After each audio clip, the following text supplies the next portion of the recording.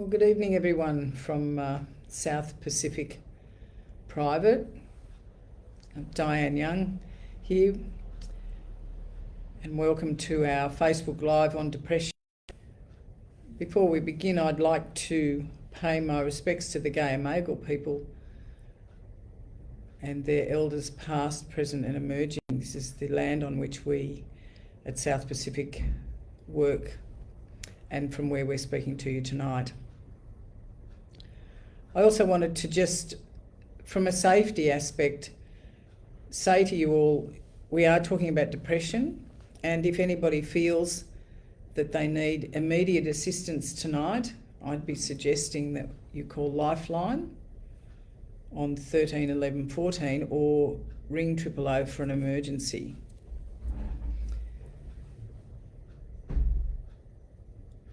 Our own intake office will be open tomorrow to receive calls from 8:30, and that's 1800 06 332. Now, I was thinking about how we might unpack depression. It's a difficult subject. Many of us have had long periods of it, or we've had periods of it and come out of it. And I suppose to set the tone tonight, what I wanted to first of all say was that there's largely accepted four types of depression. Attachment or abuse-induced depression, which comes as a result of our childhood and our childhood trauma.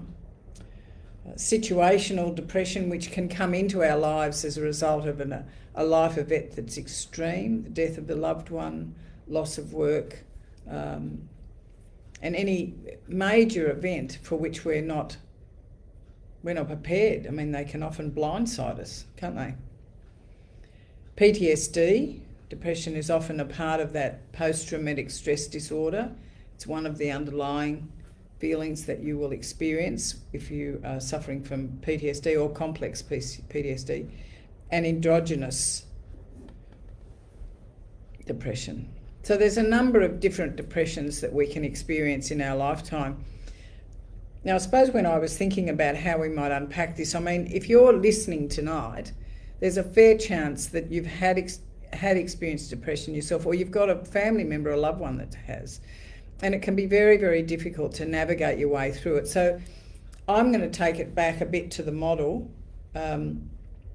first of all, because when we're in our childhood, to speak of the first type of depression, the attached or abuse-induced depression, we need to, feel of value, allowed to be vulnerable, allowed to be imperfect, have appropriate dependency needs met, and be allowed to be spontaneous and open. And if, as a result of our childhood experiences, genetics, environment, we're not allowed to have that, we don't have a safe and secure childhood, we will have a very dysregulated nervous system. And of course, I've spoken to you before often about, we will go to two parts of our brain. We go to fight or flight, which is the hypoarousal, where we're driven to escape, which is more the anxious side, or we'll go to hypoarousal, where we fawn and freeze. And when we do this, we're driven to shut down. Now, if we shut down, we'll be in depression. And the symptoms are often, fatigue, sleeplessness, appetite changes, persistent unwanted thoughts, sense of hopelessness, concentration issues. We can move to sort of smoking and drinking, addiction, loss of sex drive. And of course, if you're suffering with depression, you will, as a consequence of feeling so low, avoid people and places, sit in a space of isolation, withhold feelings. We start to wall up because we feel very unsafe in the world. We have an inability to soothe ourselves or regulate our emotions. We'll often not want to tell anybody, because if you're talking to people who know nothing about depression, they'll often be saying to you, well, just get over it, or just get another job, or, get another girlfriend, or get another boyfriend, or get a whatever they think you need, a dog. Someone said that to me once. I can remember I was in a really low point in my life.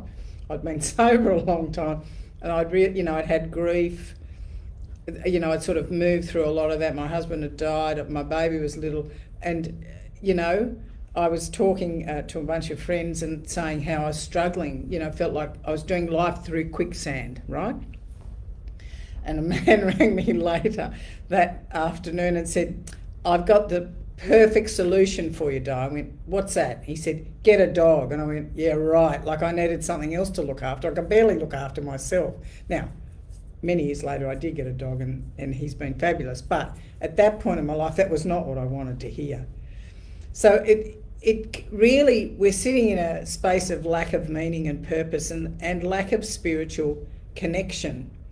And oftentimes there will be situations. If we've got a situation that's risen in our life and we don't know how to cope with it, that will be the situational depression. Now, that doesn't mean to say we don't get help for our depression, but it does mean to say we need to get clear about what are the things we need to do to take care of ourselves in the depression.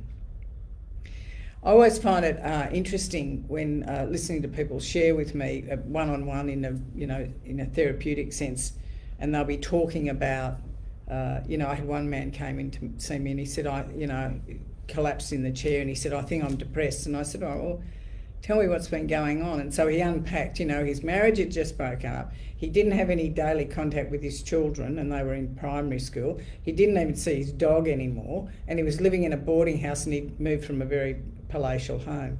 And I said to him, well, I don't know if you're depressed, but I'd certainly suggest that you might be feeling sad. But he hadn't actually allowed himself to even cry about what had happened to him. And we did some work on repairing and, the functional things that he needed to take care of in his life. And lo and behold, his sadness started to lift after a period of time, not straight away. But he needed to reconnect with the family and start to have contact with them. One of the interesting things about depressed people is they often will be very isolated and, step back, so that they're not actually able to have any real connection with anyone. And not only do they not have connection with other people, that's meaningful. I mean, I'm not talking about going to the shops and doing the groceries, right? I'm talking about meaningful connection with other human beings so that I feel like I'm seen, like I'm heard, like someone understands what's going on. We'll often, spiral down that rabbit hole of depression and feel unable to do anything about navigating our way out of it. The interesting thing also about depressed people is if we're in a situation where people are telling us to get over it, it will just make us more and more entrenched in and walled so that we will not be able to ask for help. Now, at the beginning of this Facebook Live, I said if you're feeling like you're unsafe and you need to get help, ring Lifeline, ring 000, or reach out to us in the morning after 8:30 when the intake team starts. There is actual help for you, and it may take the form of a number of different ways. Medication in and of itself is very helpful for many people, but I know plenty of people who, for example, have had trouble with addictions. They've got into recovery. They're sober from whatever their addiction was. And then, 10 years passes and they're finding that they're not really gelling in their life like they thought they would be. Now, it could be low-grade depression, it could be situational, it could be many things. Quite recently, a client of mine came to me and has had a number of years of recovery and was not feeling great. And he came into South Pacific just to do our standalone changes program to look at his childhood trauma, because it was an aspect of his life that he had not been previously able to look at. It was too overwhelming for him, and he needed to be clean and sober and working a program to even get to the point where he was ready to do that. So in effect, after I spoke to him when he'd completed that program, which is the 5-day program, he actually said to me, I now believe that I was not only carrying shame for my family system, but I was in spiritual bankruptcy. I had started to take control again. I had started to step back from people. I thought people would judge me because I had all this recovery on board and I was supposed to be travelling better than I was. So it can be quite deceptive to just look at depression as a physiological issue.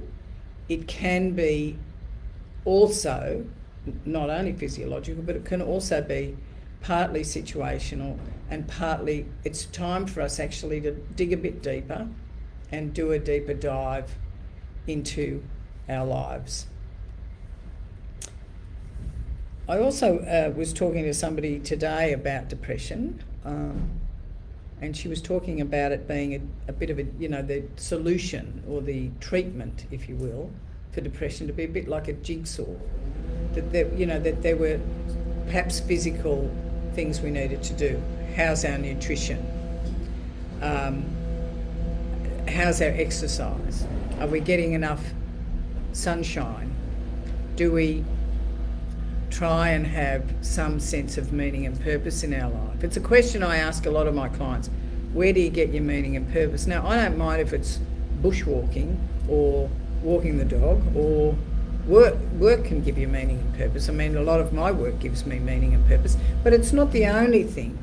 So it's important for me as a physical, mental, emotional and spiritual being to have health in those 4 areas. And if I don't, something will feel off kilter. And I'm very used to being able to track how I feel, and very used to being able to look at if I'm feeling distressed or elevated in an area where I probably shouldn't. I've taken offence where none's intended. Then I've got to look at myself and not be doing this. My view about things is if I'm pointing my finger at you and it's your fault, your fault, your fault, then there's 3 pointing back at me. And the 3 pointing back at me is where the work is. It's always with me. When we work at South Pacific, we work with the whole mind, body, spirit. We don't leave anything untouched. We look very much from a psychiatric point of view, yes, but also from a holistic point of view in terms of your life up until the time you get here. Like what's happened to you? Where have you come from? What sort of life journey have you had? And, are there secrets that you keep? I mean, we often say we're as sick as our secrets. I think there's an element of people who live with enormous secrets. Well, they think they're enormous, you see, until they share them with somebody who's skilled enough to hear what's going on for them. And when it's normalised, it's like, yeah, I know, me too. Do you know, in my early recovery, I can remember telling somebody, a woman I was, just doing some meetings with, I remember telling her something that I hadn't told anybody, and I thought it was a really big secret. And, I'm struggling to get the words out, and I get the words out and tell her, and she turned to me and looked at me and she said, yeah, me too. I've done that, or that's happened to me. And I can't tell you the freedom I got in that moment when I realised I wasn't the only one. Because you see, I think the other thing depressed people do is they're prepared, they put the heaviest label they can on themselves. They often come from family systems where they've been enmeshed or abandoned or neglected. And so they will take on board that sort of common belief. Their core belief is, I'm not good enough, I don't matter, I'm unlovable. And then, this plays out as life goes on. And through that lens, it's like, what lens are we looking at our lives through, I'm going to be harder on myself, or I would have been in the past, I'm not so much now, I would have been harder on myself than you will ever be on me. And I would whip myself mercilessly for getting the smallest thing wrong, or thinking that somebody thought I'd done something wrong. So there's always this evidence of my not being able to regulate enough emotionally to look at the reality of where I am. And getting help for depression, which I support you to do if you haven't got help. And the other thing I would say to you is that sometimes people are diagnosed with depression like 10 years ago. I had one client who was diagnosed 10 years ago, and I said to him, when was the last time you had a medication check? And he said, oh, probably about 8 years. I said, well, perhaps we, and his anxiety by this stage was through the roof, right? He'd come into South Pacific, he'd done our program, he was quite successful, his business was going very well, but he had enormous anxiety by the time he came into my room. And I said to him, would you be open to getting a reassessment of your medication? He said, yeah. So I referred him to a psychiatrist here, our clinical director. And lo and behold, they went through that, medication change where they take you off one and put on another. And within 1 month, I said to that man, how are you going now with the medication? Because it had been a bit rocky, it's never easy when you're doing those changes. And he said, you know something? I have no more anxiety. And he said, I haven't had depression for years, so I'm taking antidepressants for something I'm not anymore. And my anxiety's through the roof, go figure. So do you see what I mean? Just because you were diagnosed with depression a long time ago doesn't mean to say you should necessarily just stay on that medication, and they're improving those things all the time. So I would also suggest you reach out. So physically, getting medication checked, making sure your nutrition's right. If you're not eating beautiful food and, fresh food and looking after yourself, or you're not eating 3 meals a day, taking care of yourself, getting some exercise, getting some sunshine, get out in the sunshine, have a swim, just be part of the beautiful community and lifestyle we have in Australia. So those things are critical to our mental well-being. Therapy is always good. I'd always advocate that. If you're coming out of any sort of addiction, your 12-step program needs to be, you need to keep up to date with that. And it's all, the other thing I would want to say is have a look at your spiritual life. Now, I'm not suggesting you need to suddenly become a Christian and go to church if that's not your jam, but I am suggesting that what you may need to do is actually think about what is the meaning of your life, what gives it meaning and purpose. Is there something bigger than you in your life? Look, the simple thing years ago we did gratitude lists, right? Like I'm talking 20, 30, 40 years ago. And then suddenly Oprah decided it was a good idea to do a gratitude list, and she said it on her show that you should write down 10 things you're grateful for every day. Well, it suddenly became the thing to do. Those kind of things can shift our perception, When I talked earlier about what lens am I looking at my life through, am I actually able to shift my perception, to look at my life through a different lens? And sometimes the truth of it is we all need help with that, and we need to be able to ask for help. The sad thing about depression is that we will be at this very low ebb, and I'm asking you now to get help. And if you can't pick up the phone, reach out to a friend and get them to help you do it. I don't think after pandemics, COVID, the Are You OK movement, the Me Too movement, I don't think that we're a society now that is not aware that sometimes people just need help to get through a day. And there's absolutely no shame in asking for help. We're going to take some questions shortly.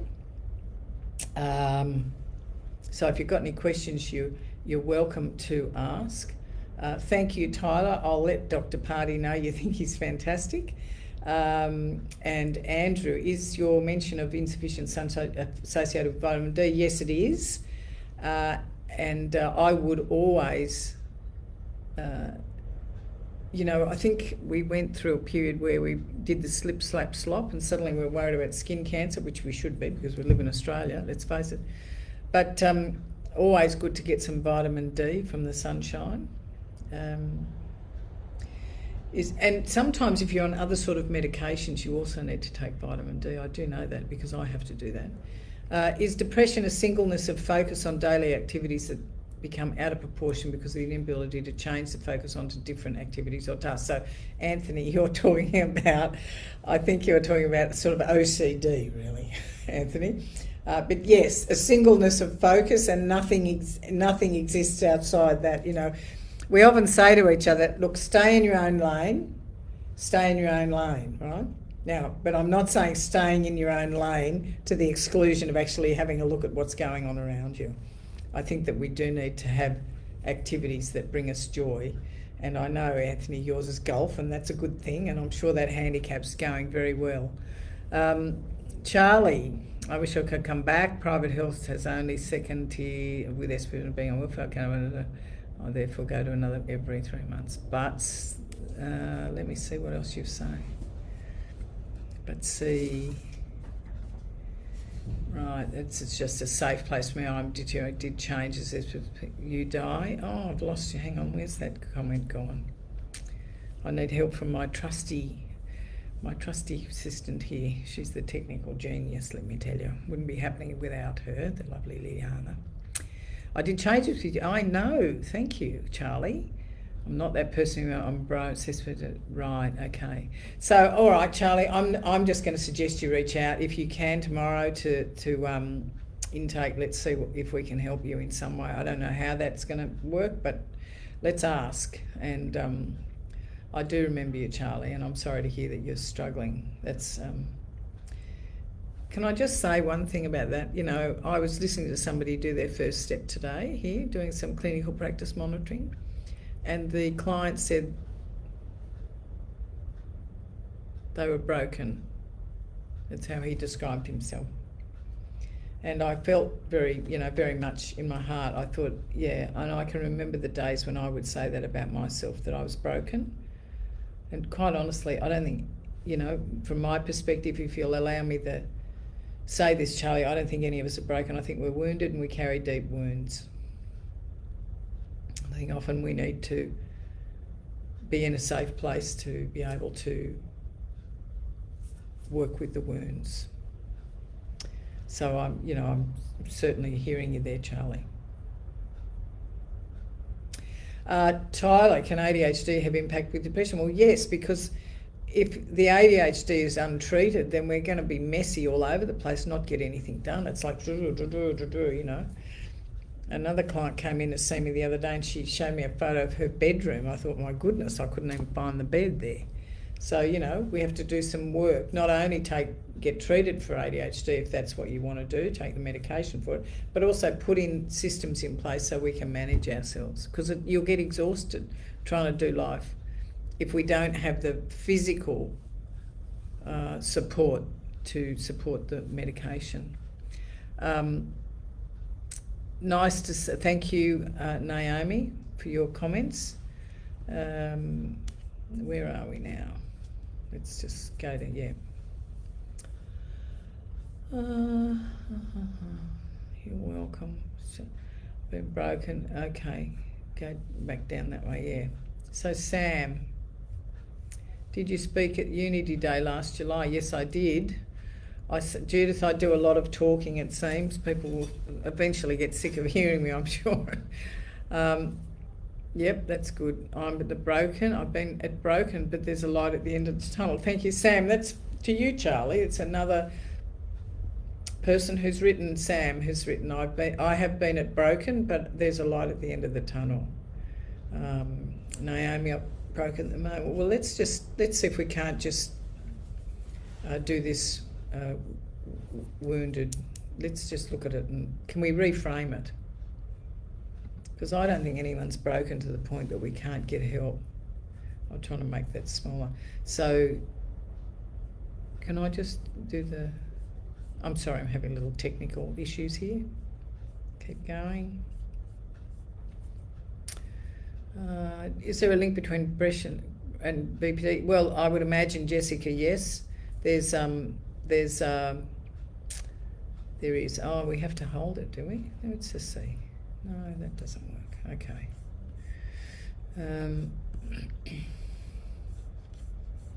Sorry, I'm just having a little bit of trouble with seeing all the comments coming through. Right. Okay. So what I do,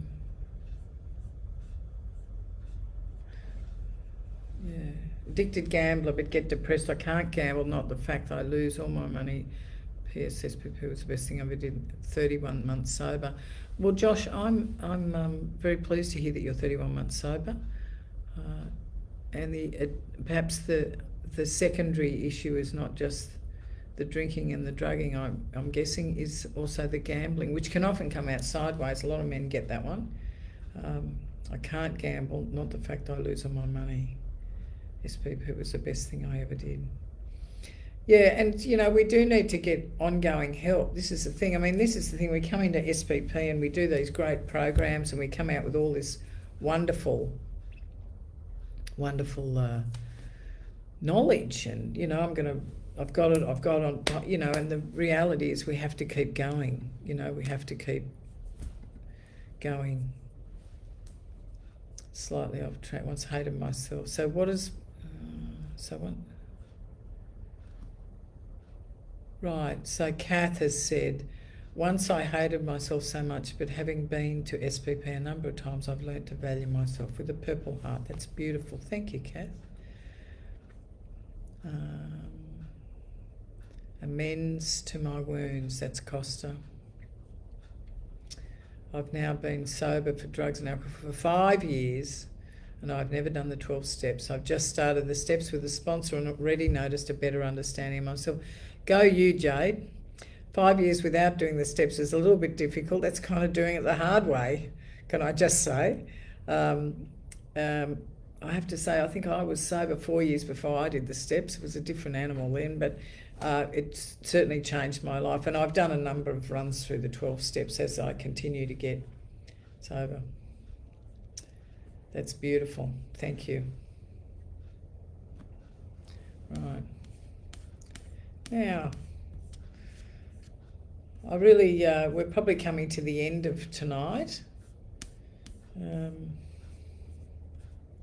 I'd like to just say to you, I'm really delighted that you're able to join us, that you're able to log on. I think life's a complex thing, and I think we often, Anthony, asking for help, Naomi and Josh and Charlie, is the hardest thing to do. My biggest defect is still self-reliance.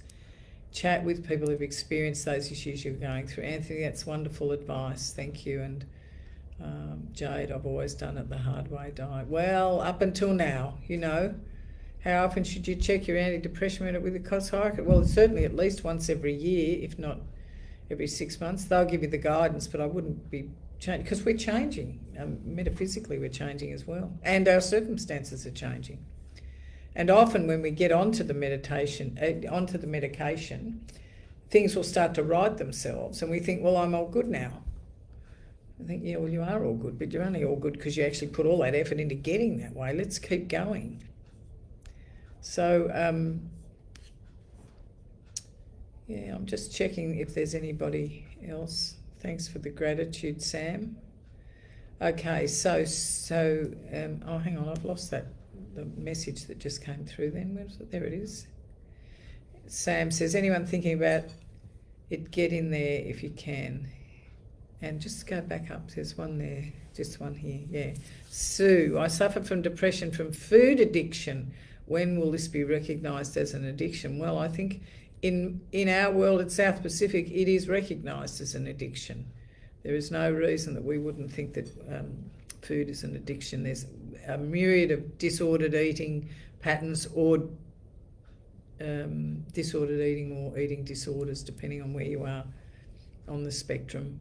And it can be a very difficult one. Many of the other addictions, you can go into abstinence, but we've still got a food.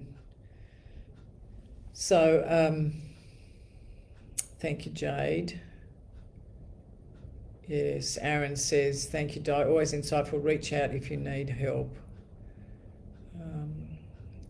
So Amber Lee says, I'm going with my private health insurance. 2-month wait period is up, so looking forward to it. And, we're absolutely ready and waiting for you to come in. So this is very, it's very powerful, isn't it, how it shows up in our lives. The depression, what the underlying causes are. And there's always underlying causes. Always. And even if we are chronically depressed and need to be medicated every day, we will find that looking at and working with the underlying causes will help. Right, okay. Okay, Charlie, I've got that message that we need to address our relationship with Medibank. It's kind of a bit out of my realm, but I'll certainly, we actually do act on the comments that are made. And Karina says, Amber, check if you can access your mental health waiver sooner.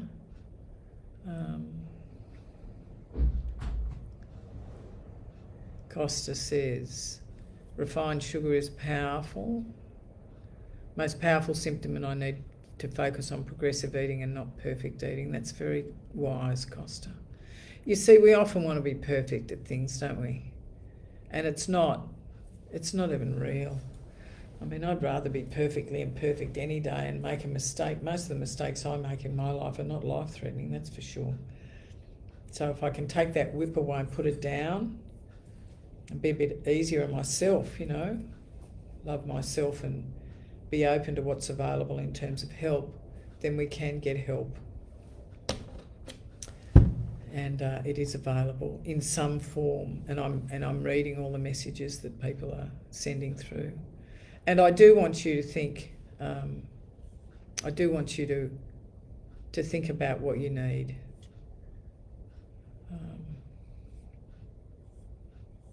It's very interesting what presents. Do you think you might do a session on being a support person? Well, we could certainly consider that, Marianne. And this is a support person in terms of, Suzanne says, I used my mental health waiver to get private insurance straight away, then was booked straight into SPP. So there may be help to get in sooner rather than you think. And I think sometimes we just don't ask the questions, do we? So when Marianne, when you're talking about a support person, I'm not quite sure if you mean a support person to somebody is depressed, or just a support person for somebody who's in addiction, or both. So do let us know.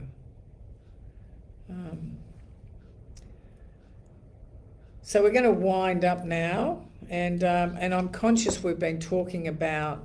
Thank you, Charlie. I'm conscious you've been talking about things that are going to elevate us, and I'm also conscious that sometimes I can talk at these events and make it sound like it's just a bit it's simple, and I don't mean that. I don't think it's simple. I think or make it sound like it's easy. What I'm trying to do is make it sound like it's simple. You can reach out for help. There is help available. Even with financial difficulties, you can go to your GP and get a PSS referral to see a therapist for free. And I do know that we all together can recover from our life and our life experience, for what has been done to us, for what we have done to ourselves, and for just the fact that we're in life and life happens around us, and sometimes we don't have any control over those things. So often depression can be, living very much in the past, anxiety, very much terrified of the future, and I do know that we can rest in the day today, know that we've done the best we can today, and I'm reading your post, Marianne, saying you've got a couple of addicts in your life, both have done your course but still struggling. I wonder if I could be doing more. I would always say to you, Family Education Day, for us to learn about addiction, if you haven't already done that, Family Education Support Group. And really, that 12-step program, Al-Anon, is very helpful for people who are living with addicts and alcoholics of any, addicts of any persuasion and alcoholics. So I want to thank you for being with us tonight. I also want to remind you about Lifeline 13 11 14 if you need to talk. And I also want to remind you to ring 000 if you're in an emergency situation, because you're worth getting help for. And remember, intake is open from 8:30 tomorrow morning. Thank you very much for being with us. And I'll see you next time we're doing Facebook Live, which will probably be in a month's time, I imagine.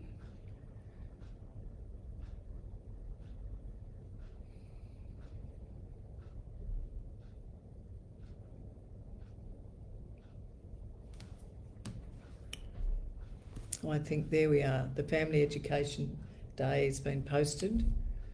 If you want to have a look at that, it's a very good program for people who are struggling with addicts, because addicts and alcoholics can take up a lot of airspace in your life if you're not the alcoholic and addict. Thank you very much for the blessings and the gratitude. Chelsea, good to hear from you.